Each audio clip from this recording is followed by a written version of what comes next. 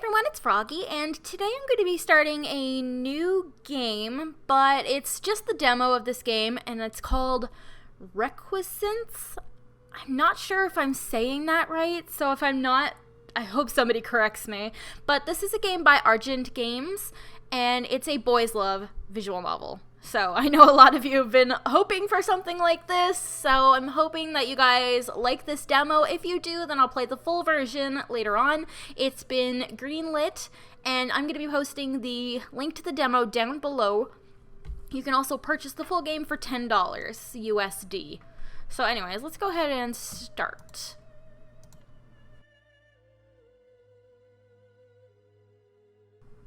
There was only silence in the black, empty room. The darkness was so thick that it covered the chamber like a blanket, crushing the very air itself. But this darkness was not empty. In the silence, a voice broke through. A lonely voice that was hollow and soft.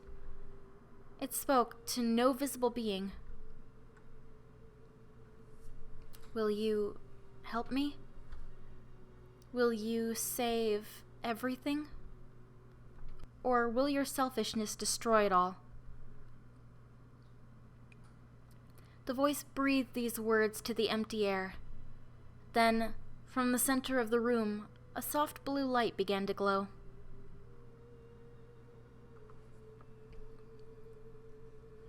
The blue light took the shape of a glowing orb. Within that orb, the image of a city began to form, as if reflected from the eyes of an eagle flying overhead.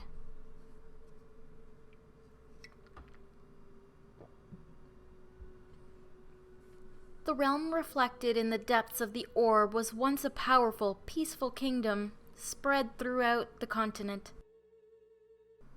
But now all that remained was a broken and war-torn mass of city-states. When the last king was assassinated over 300 years ago, the world was suddenly plunged into chaos. With no living heir, the crown was fought over by the king's vassals, each insisting that they had some claim to the throne. Nor was it just the crown they struggled over. Former allies sought to murder one another, whether it was over positions of great power or the smallest scraps of land. No one knew why the world had fallen so quickly into chaos and decay. Darkness sprouted in even the sanest man's heart, turning them against their people in the blink of an eye. Trust, honor, and loyalty. All were relics of the past. Ruthlessness was the only way one could survive. But there was always someone else more cold-hearted, more clever, and more ambitious. It was as though a sickness curled like a serpent about the realm, squeezing tighter and tighter with each passing year. But there was no cure for it, only empty hope that one day the world would be restored. The continent was called Rephidim, named after the kingdom that now lay in ruins. It had once been grassy and fertile, but now all but small parts of the land were ravaged and barren. To the north stood snowy mountains, and to the southwest there lay a broad strip of desert, populated mostly with mages and merchants. The capital in the east was a beacon of hope in the ravaged world, but even there corruption's roots had taken an unshakable hold. And in the far west, the dead, dry plains kept away any traveler seeking other realms. It was once said that they were lush fields full of soft grass and rich flowers. But after the king's death, they had gradually decayed into lifelessness, and that decay seemed to spread further every year. One day, perhaps, they would swallow even the cities. It was this harsh world that the orb reflected. A world with no kingdoms left, only kings.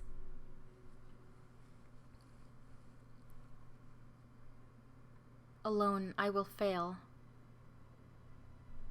But together, we can save everything.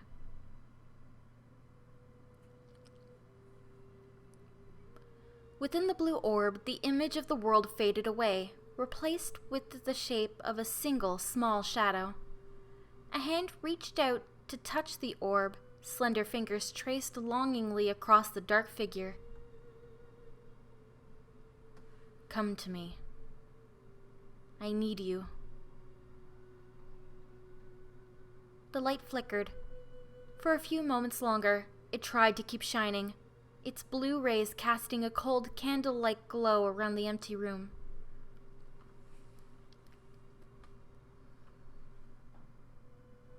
But soon it was extinguished.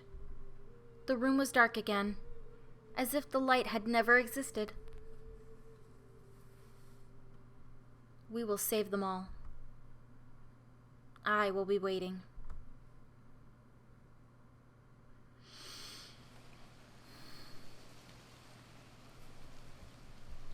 Ooh, pretty. Tall gray spires reaching towards the sky. I can see them on the horizon, just over the edge of the hill. They're like long, slender needles stabbing up into the bleak sunset. For a moment, I'm so absorbed in the sight that I can hardly hear my horse's hooves scuffling against the dead, dry plain. These spires, they're the crown of a huge, towering structure. A cathedral. My destination. My sole reason for riding through this hellish wasteland. I've been searching for this place since my uncle died several years ago, but there was never any guarantee it was real. Until now. But even as I gaze at the huge mountain of a black tower in the distance, it feels like I'm lost in a dream. Good work, Ayla. You've come a long way. I reach down a hand to pat my horse's shaggy white mane. How many leagues have we traveled to get here? I've lost count. I've stopped bothering to keep track of the days. Now I just count how long it's been since the last exciting thing happened. Let's see. Well, I managed to find drinkable water this morning. And last week I narrowly escaped a pack of wolves. As for the last time I saw another human, it had to have been a month at least, maybe more. As I ride closer, I can tell my horse is uneasy. She's been jittery ever since we first entered the Dead Plains. At night, things get even worse. I'm afraid she's going to try and run away from me. But so far, she's stayed by my side, although obviously with some reluctance. I can't blame her. The sight of the cathedral towering in the distance makes me feel nervous too. It's more of a mountain than a structure. To call it massive doesn't do it justice. It makes me feel small, insignificant, like a speck of dust in a giant shadow. Not a very welcoming sight. The closer we ride, the more daunting it becomes. It feels like ages before we finally get close to the entrance. I still have the sensation I'm in a dream, but no, this is real. It has to be real. I guide Ayla to a halt, and an uncomfortable sense of dread and excitement churns in my stomach while I dismount. Well, I guess this is it, girl. After stretching my legs, I reach out to untie my pack from my saddle. The rest of my food, water, and few personal belongings are in there, along with a few gold coins. I fasten the pack straps to my shoulders with a faint grunt. I turn to look at the cathedral doors properly. Two looming slabs of black stone tower imposingly over me. Even the ornate silver rings used to pull them open are twice the size of my hand. I take hold of Ayla's reins and lead her up to the doors, walking on the murky ground as I gaze upward. Despite my excitement, a strong sense of foreboding threatens to overwhelm me entirely. Just a hole of muddy water. But in the dead silence, the sound was so sudden that my heart skipped a beat. I should be more on my toes. Only the gods know what monsters lurk within the place. Sighing to myself, I paused to look down at my reflection in the murky puddle I stepped in. This long journey has made me look gaunt and older than I actually am. I think I turned 19 a few weeks ago, but I'm not sure. It feels like decades have passed since I first set out, even though I think it's only been about a year.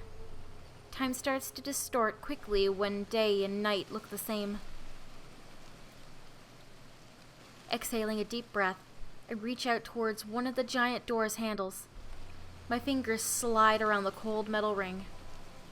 The solid sensation sends shivers down my spine.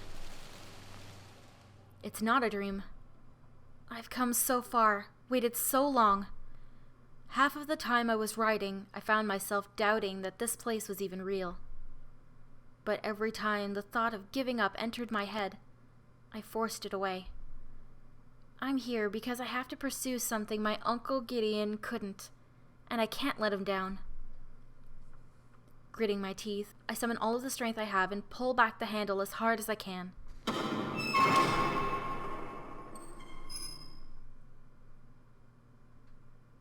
I'm finally here. And I'm going to go ahead and end this episode here for today. Hope you guys enjoyed it. If you want to see more videos from me, then don't forget to like, comment, and subscribe. Thanks for watching.